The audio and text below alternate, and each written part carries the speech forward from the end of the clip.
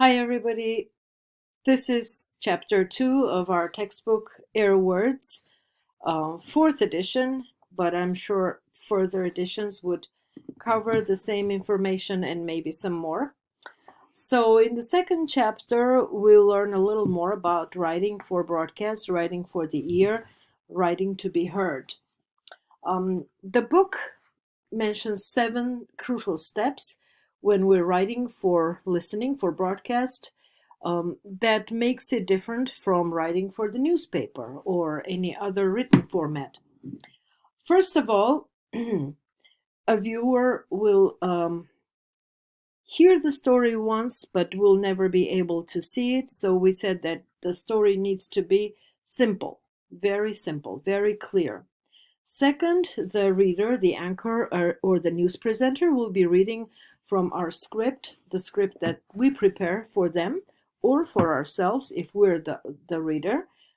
And therefore, it needs to be very conversational and very easy to comprehend while on the air. So, therefore, the script is really user friendly. Script should strive to mimic a dialogue, to mimic a conversation and speech that is natural and everyday. Also, paced in a fashion that allows for comfortable breathing. How do we pace our script? We use punctuation marks, we use full stops, periods, and we use commas to take a breath. And sometimes we take a breath when there is no comma, in which case we put ellipses. And in general, instead of commas, in writing for the ear, we use ellipses to indicate a pause because a little comma may be unnoticed. An ellipsis is longer and it will be seen. 3 dots is for a breather.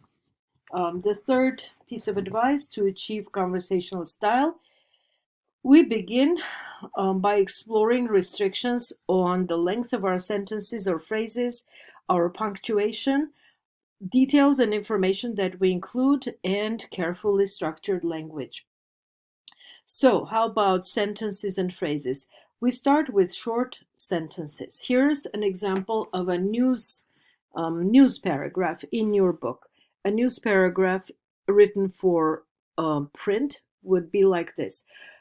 4 San Jose homes were damaged early this morning, one seriously, in a series of apparent arson fires in the East San Jose area that may have all been set by the same suspect, Police Sergeant Ronnie Lopez of the San Jose Police Department said.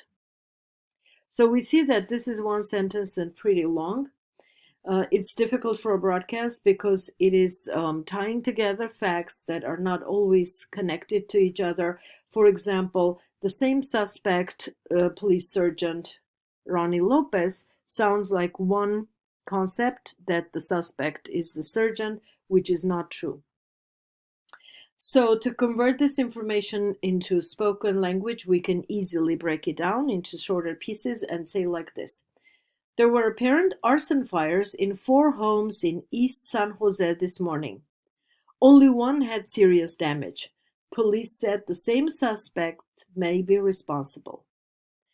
Okay, so I dislike beginning a story with there, where, because that is a very passive way of saying things. That's a very status quo thing to say. I would say that something burned, a fire burned. That would really be more attention grabbing. A fire burned in 4 homes, or fires burned in 4 homes in such and such place. That would be better than there is. So in the future, when I give you feedback, and I will give you feedback, please remember that we don't like there is, there was. We prefer verbs that describe action, and we really like the active form of those verbs, not being burnt but burning, not being kicked but kicking. So, eliminating long introductory phrases is another trick that we do. For example, although the transit district repaired the light rail cars and had them back on the tracks last Thursday. No one is saying yet when the commute schedules will return to normal. This is a little long for an introduction. Here's a rewrite. The transit district repaired the light rail cars and had them back on the tracks last Thursday. There is still no word on when commute schedules will return to normal.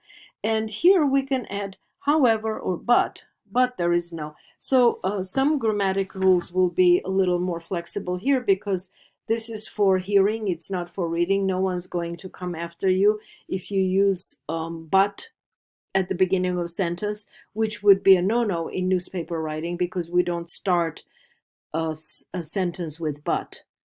In that case, if you want to put a condition in there, you say, or an alternative, you say, however, although. Okay. Very short intros and incomplete intros, incomplete sentences are okay because that mimics speech. Until yesterday, ... the local utility companies could charge whatever they wanted. And also in the South Bay, ... school officials took the wraps off a new charter school. So these are two different leads. And by lead, we mean the first few sentences, the first paragraph of a news story, which contains the who, what, when, where, the basic questions of journalism. Who did what, when and where, why and how. The 5 W's and the H. Who, what, when, where, why, and how. If you answer all these questions, you not only have a lead, but you also have the core of a story itself, all of it. If you misplace a phrase, it may cause confusion in spoken language. It's okay in written language because one can go back and forth and understand the meaning. But when you're hearing nested phrases, misplaced and shifted phrases are really inconvenient. So please structure your speech linearly, one after another, another. A, B, C, D. Don't do complex clauses. For example, don't say the storm, which until yesterday was nothing more than a light drizzle, brought a heavy downpour and thunder to the Keystone counties. So in written language, you can stop and understand the middle nested phrase. In spoken language, you don't get a break like that. It's better to keep it linear and to progress with the meaning like this. Until yesterday, the storm produced only a light drizzle. Now it's bringing heavy rain and thunder to the Keystone counties. You can actually use contractions in broadcast writing. In newspaper writing, depends on the style, but in real academic writing, I would say do not use contractions. So once again, it is okay in broadcast. I should say it's okay in broadcast because we say we mimic spoken language. We do mimic spoken language. So, elliptical sentences. Because broadcast writers aim to mimic informal speech patterns, news copy at some stations may have elliptical sentences, which means fragments that are implied but unspoken. The president in Washington trying to restore credibility, etc., etc. Yes, it's only late August. Early winter, they say. So broken phrases, fragments would be okay. And finally, punctuation and uppercase style. In broadcast, we use punctuation very scarcely and sparingly. We don't use too many signs that people cannot hear, such as parentheses. You don't use quotation marks, and you cannot do this. And especially on television, this would be this. We don't do that. But instead, we use sound bites. If we want to bring in some other person's speech, we use sound bites. and therefore we don't use exclamation points, etc., etc. We only use the full stop, the period. We use ellipsis for a comma or a pause. We don't underline things. And we actually sometimes we use all caps, as you will see in our textbook. All caps is used for clarity because it's easier to see. So, how do we learn to exclude story elements? In print, we often have space to include all the detail we want. In broadcast, because I think I explained to some of you when we talked, but I promise that everything will be repeated and recorded, because we when we speak, we take much more time compared to when we read with our eyes. Speaking takes longer than reading with our eyes. And that's why our written copy for the speech will be much, much shorter. Much shorter. The shorter stories should reflect what the viewers, the listeners need.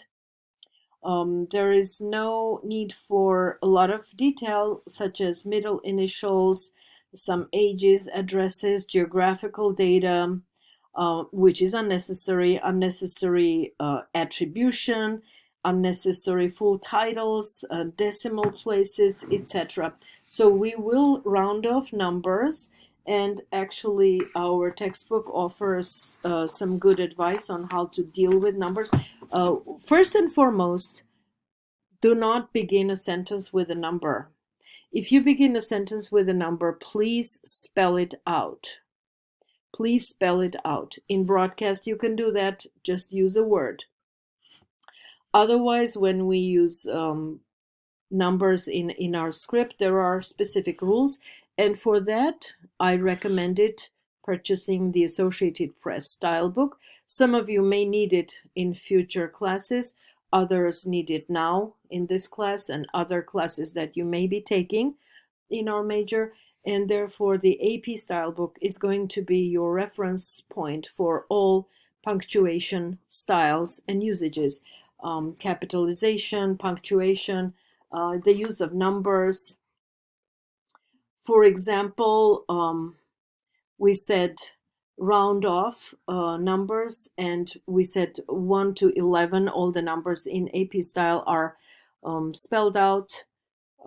Others, above, in regular, in print writing, you would use figures, but in broadcast, no such luck. So please read page 25 carefully. I don't want to verbalize it for a fear of making a mistake, skipping something or not emphasizing or leaving the wrong impression on you, because if I say something and call it wrong, you may still remember it.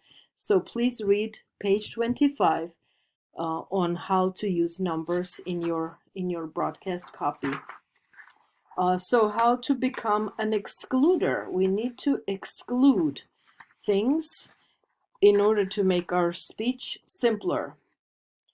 For example, here's a little story on page 26. Next week's Chinese New Year's parade in San Francisco will feature for the first time 3 lighted dragons borrowed from San Francisco's sister city in China, Shanghai. The organizers say the dragons, which are 200 feet long and carried by 40 dancers, are the most popular feature. So the textbook says that this story has a lot of numbers, and it becomes heavy with numbers. And therefore, in order to check the quality of your writing, read it aloud. Read it aloud. And then, after reading, adjust your writing according to your convenience on how easy it is to read, and according to your listeners' convenience, whether they're television or radio audiences, it doesn't matter. They're going to get your information through their ears. See if it sounds right. If there are words that could be confusing, if there are words that would make you stumble, if some sentences don't flow together very well, please check that by reading out loud. And this is it for now for chapter 2. We'll talk later.